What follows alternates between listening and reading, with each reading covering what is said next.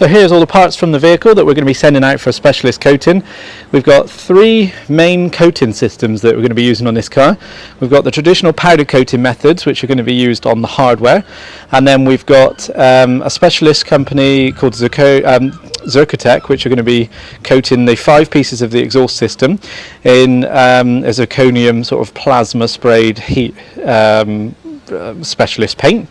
And then also the nuts, bolts and fixings, which are all in that box there, are going off for zinc plating, so in a yellow sort of passivated colour. So 3 processes. Some of these components are original ones, like the trailing arms, the subframe, the rear upper arms, for example, things that are strong enough, and the front subframe still original, things that are strong enough and good enough to be reused. And some of them have been replaced for brand new BMW ones, like all the backing plates, the centre exhaust plates, the trailing arm pockets, the rear stoppers, the exhaust brackets, the small fixings that we've got here, which are all for the